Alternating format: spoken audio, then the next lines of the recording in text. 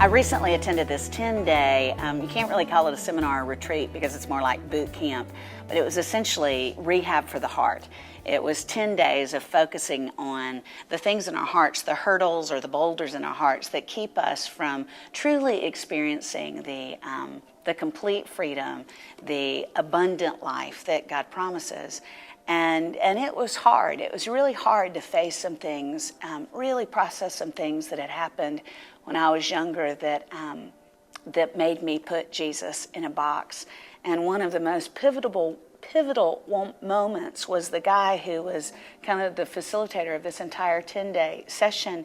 He got right in my face, kind of right in my personal space, and he said, "Lisa, you are a hypocrite."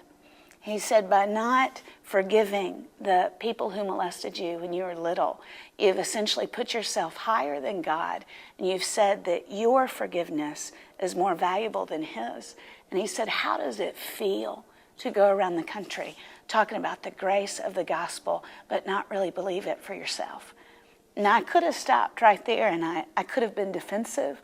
I could have said, how could I initiate forgiveness when I was just a little girl when those really hard things happened, or I've done the best I could. I've gone through Christian therapy. I've been in counseling. I've had mentors to really try to process some of those hard places.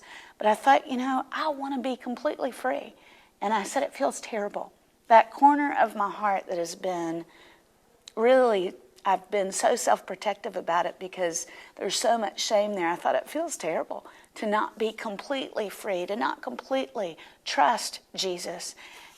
I will always be grateful for his confrontation, for the way he pushed me, because he confronted me because he cares about me. He wasn't trying to be a bully. He wasn't trying to be harsh. He was trying to help me get completely free. And when you've got a place in your heart that, golly, for me, that place in my heart that I had protected, there was a dragon of shame living there. And dragons aren't killed by holding hands and singing Kumbaya. It took something really confrontive for me to deal with that and to be completely free. And Jesus does that all throughout the Gospels. He wasn't a polite Savior. Sometimes he threw verbal missiles at the feet of sinners, not to be mean, but so that they would admit their stuff and admit their need for him so that they'd be healed.